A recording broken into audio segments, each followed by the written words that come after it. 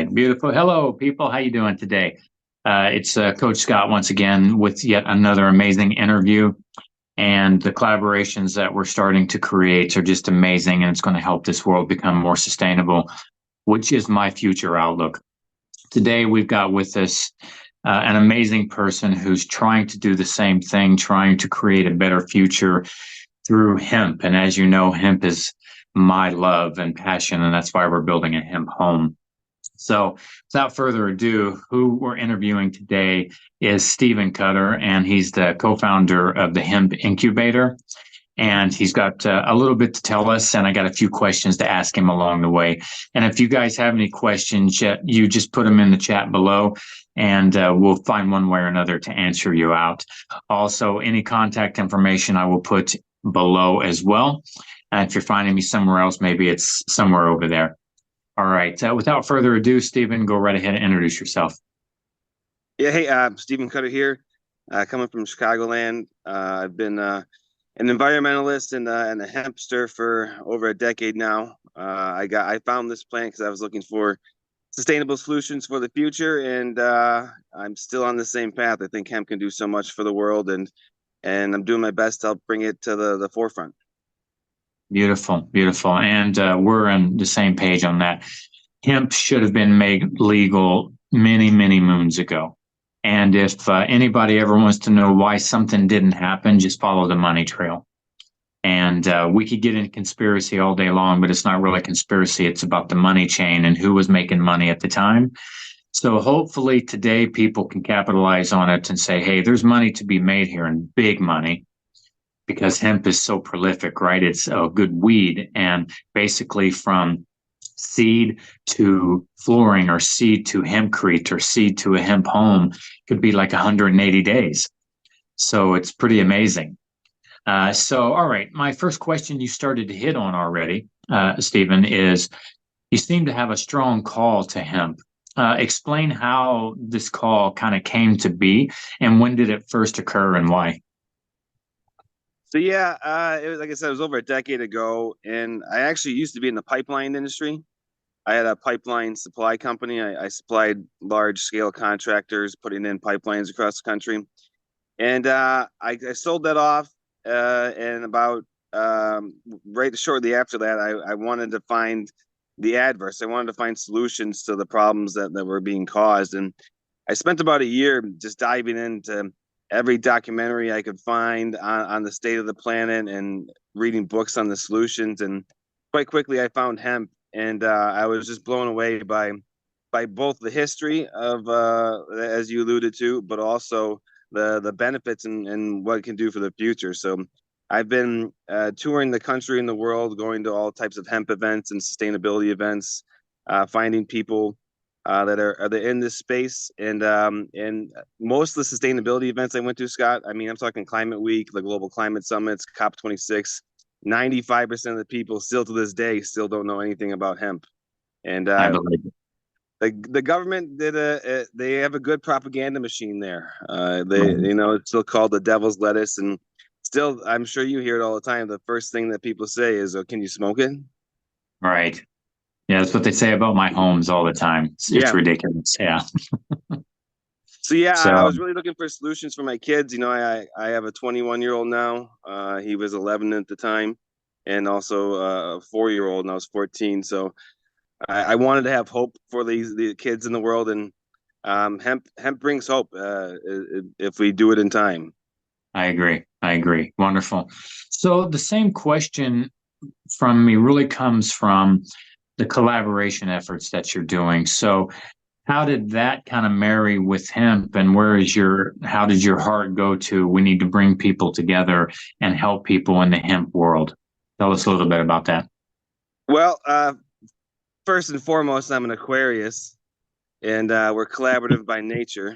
We Nice. like to work with others and be social creatures. So uh, recognizing really early in the hemp space that there's nothing set up yet. There's no infrastructure. There's no financing. That the banks are just now starting to ease up on some regulations into this space. So it's going to take all of us in this industry to really stand it up. And even after 5 years of the federal farm bill passing and hemp becoming legal, we're still at an abysmal. I think it was 20,000 acres of industrial hemp was grown last year. And just to put that in comparison, in Illinois alone, they grow like I think it's 3 or 9 million. It's millions of acres of corn in Illinois, Right. compared to 20,000 acres of hemp nationally. So we're still in the Right. very infancy stage of the plant, and there's really not mass adoption yet. I would have thought some of these big companies would have come in by now, Scott. The big building manufacturers or wood companies or paper companies, and went in hard, but they haven't done it yet. To my knowledge, I haven't really seen any of those Fortune 500 companies betting on hemp yet. Sure, sure. And again, I think it has a lot to do still with the old rules and legislation and lobbying that happened. Um, you say it's legal, and unfortunately, it's not legal across every state yet. Still, even in Florida here, they're saying, "Oh, you can do hemp, but you have to have a medical card." And they're talking just about the THC side of the house, but they're not talking about the wonderful side that has the thousand different capabilities for it, from, like you said, paper to wood to concrete style materials, clothing. You name it. It's just, yeah, it's mind boggling. I agree with you. I don't know why they haven't yet, other than I think it's got to do with the old legislation still. Well, that's definitely one part of it, but it's not even just the legislators. I found out recently that Microsoft has a list of forbidden words, and hemp is on that list of forbidden words. So even when you're That's searching things online, these giant companies, they shadow or still put out misinformation about the plant all the time. Sure. I tried, as an example of what you're talking about, I tried listing my dome homes on Facebook Marketplace, and I put hemp dome homes, and they denied me every time I tried doing that. So I had to just put dome homes as my advertising campaign now. It's horrible. Mm. Yep. Yeah, no, they it's wild to me knowing that the hemp plant doesn't have really any THC in it that would be able to get you high, and they still Right. treat it like a psychoactive plant. Well, and now we're finding out that you can. There's all different types of cannabinoids, and even people can make delta 8 from the hemp plant, which can get you stoned. So we used to say all the time you can't get stoned off hemp, but now we really can't say that. Right. But the main use of the plant is still, I see, besides the medicinal purposes, still for the structured world. Sure. We can have our clothes, our homes, our food. It's a superfood, and the list goes on, And for on and days. on and on. Absolutely. Yeah, Yeah. It truly is a miracle that's been suppressed, and we need to get it unsuppressed and open to the world. So, all right. agreed. So, what is it? You've been doing this for quite a while now. What do you think it is that needs to unite the world through hemp or other sustainable practices? What's it going to take to get us into this new future?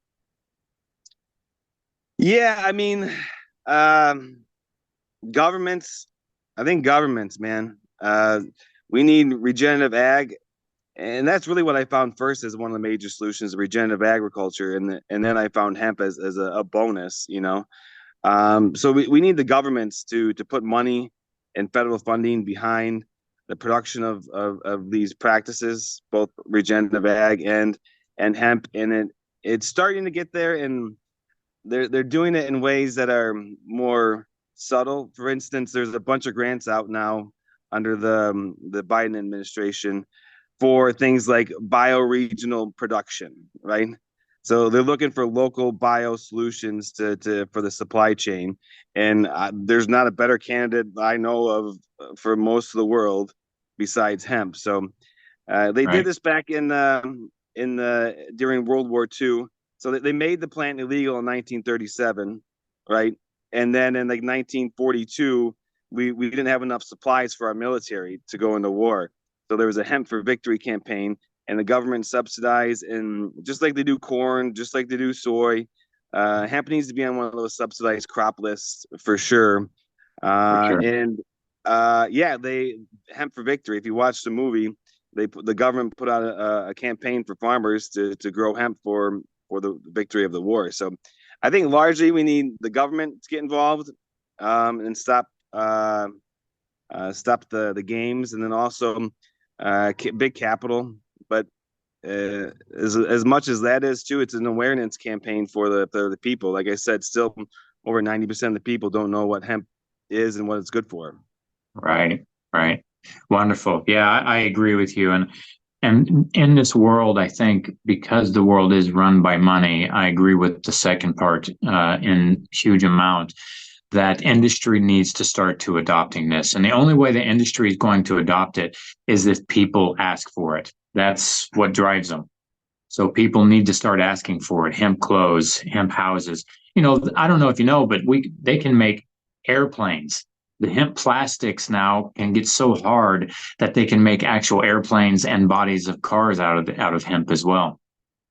So Yeah, no, I mean, so part of the incubator's work, we have a science team with Titan Bioplastics, and they're advanced material scientists, and they've worked on everything from diapers to airplanes. And this is not just with hemp, but with all types of materials. So anything we can make out of petroleum-based products, we can make out of plants. And it might cost a little more at the beginning because you're not at economies of scale. They have a 100-year head start on us, but I mean, look how much money the oil companies get subsidized. right. The And they richest companies in shouldn't. the world, they get billions of dollars every year. Yeah, they get It doesn't free make money any to sense. make more money. Yeah. Yeah, yeah. It's the most profitable companies in the world get some of the largest subsidies. I've had some friends try to talk to me about the subsidies towards the people, the commons, and they were complaining about it. And I said the oil and gas industry alone gets more subsidies than all the people in America. So Absolutely. I don't want to hear it. Yeah, they So subsidize the oil companies, they subsidize the food chemical companies, they subsidize the medical institution, and all these institutions, like you said, make more money than God, as the old saying goes. yeah, Yeah. and So and plants have a better solution than all those things, in my opinion. I agree. I agree. Well, you've kind of answered my last question, but let's see if we can vet it out anymore. So we realize that hemp is one of the products that can take us into the future. But are there anything else from a sustainability standpoint, products or services that could be offered to the people that maybe you think they would want to grab onto and accept or adopt hemp as an example to help us get to that future? So one of the things we're working on actually is a hemp token. Okay. Uh, I've been in blockchain for several years too, and not just around hemp, but also around natural capital accounting. So natural capital is about a 25-year study through the World Bank, the UN, and many global universities like Stanford.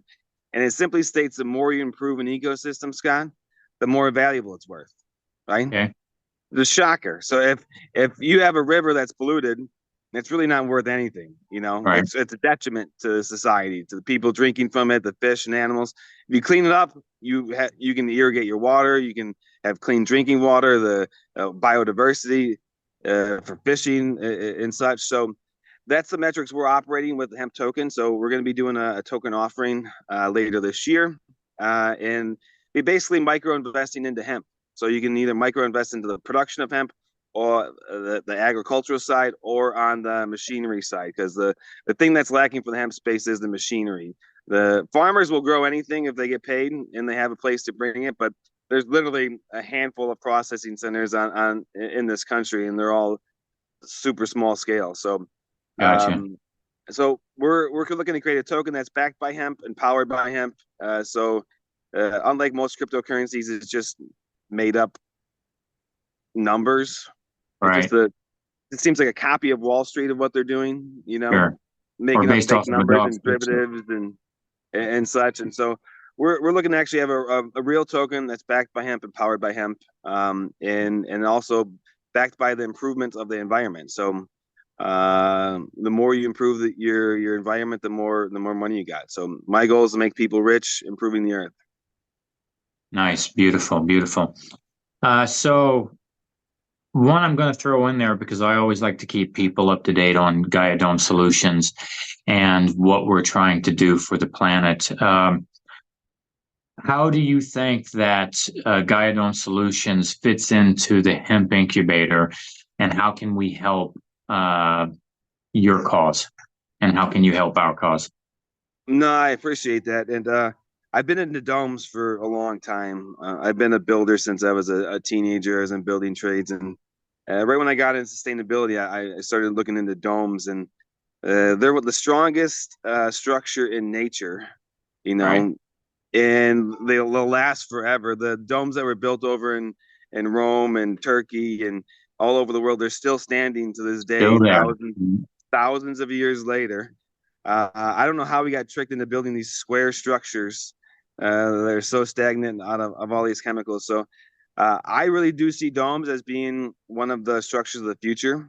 And I mean, even a lot of the eco villages are already going there. So I want to be part of the Gaia Dome solutions. I want to help sell them. I want to help innovate with them with our team at the Hemp Incubator, and keep coming up ways we can integrate hemp into majority of the process. I know currently you're using it for the insulation, but imagine if you could use it for the exterior, for the wood as well, or imagine you could use it for the plastics, for the bioplastics rather than off-gassing PFAS plastics Absolutely. for Yeah. your trimming around your windows. So we're here, like I said, as an organization to help our members and help get their solutions out to the world, and just be an amplifying voice. Nice, beautiful. To your statement about going like a total hemp home, that is what I'm trying to achieve in my personal home. I just connected with somebody who is hemp wood, and hemp wood. I didn't realize I could use that as opposed to the standard flooring that is put out today, which is toxic and Yeah. chemical laden. Yeah, so somebody is making hemp wood flooring. So I'm going to go down that road.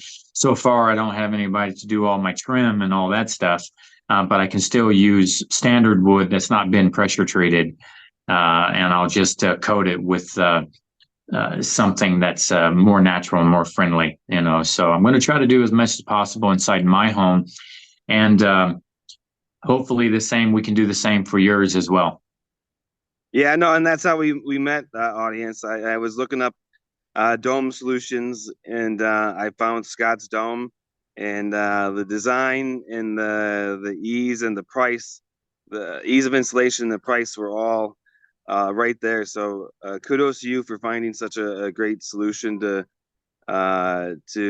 license. I believe you have the North American license for these, and it's just a That's great correct. design. And I'm excited. We're actually putting an offer in on a property right now, a piece of land, and then looking to order our dome second. So you guys can stay tuned on how our dome process goes. Beautiful. Yeah, I think you're probably going to beat me to the punch on mine. So we'll video yours and how that build's going. And if you, I don't know if how many contacts you have, so we'll share contacts on people teaching how to actually do the hempcrete, how to do the install on it, and all these other things. So we'll definitely we'll work very closely together whenever this process starts to begin. Amazing. I look forward to it. Awesome. Anything else you'd like to tell my followers? Yeah, just real quick on the incubator. So I'd like to give a shout out to all of our members. We're in our first cohort. We got about 7 members. There's one group, Tau Climate, out of Ireland. They're focusing on hemp carbon credits. They're one of the most beneficial carbon credit tools on the planet. So trees take like 30 years to even start producing carbon Right. credit. And hemp's, like you said, 120, 180 days, you have an immediate carbon credit. So they're probably one of the leaders in this space, so we're really excited to have them. They're in the Google Accelerator. They're in the European Space Agency Accelerator. They're in. They've reached out to basically every major organization and tell them tell them about hemp. So that's tauclimate.com. Then we have a company, Hemp 3D Resin, making a 3D printable material out of hemp. and other plant-based solutions. Really excited about that. We have another group, Aubrey.Earth. They are working on solid state batteries. So they want to make your housing, the insulation inside your house, Scott, also be your battery, utilizing graphene and other nanotechnology. I think Nice. that's the game changer, the plant-based batteries. So we got a solid state battery. We have a hemp. I'm trying to think the other groups we got at the moment. We got Titan Bioplastics. I ever mentioned our advanced bioscience team, and then we have a supercar, Da Vinci supercars. They're looking to make a all hemp based car with some of the batteries we're working on. So those are some of the groups we're working on with now, and we are taking applications for the next cohort. It will start at middle of December or beginning of January this next year. And you can Okay. find us at hempincubator.org. Hempincubator.org. All right, good. I will put your contact information on my description. So, guys, you'll be able to find Stephen and the Hemp Incubator link below. All right. So, all right. Well, wonderful. It's been a pleasure talking to you. It's been a pleasure having met you. And we have a lot more to do. And so I look forward to the future and us Echo Warriors. And now I'm going to start calling us Hemp Warriors because that's the future, I believe. And if people could get out of their head and start realizing what's going on, things being kind of hidden from them, we need to stop letting the hidden agenda win, and we've got to bring things to the light. Absolutely. So thanks for having me on and bringing whatever I can bring to the light. And like I tell people, this isn't just a business. You know, most people start a startup and they're in it for a couple of years.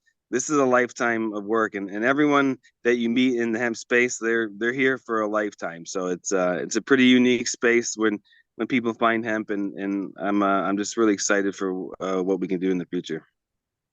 Beautiful, beautiful. All right, guys. Coach Scott out. I appreciate it.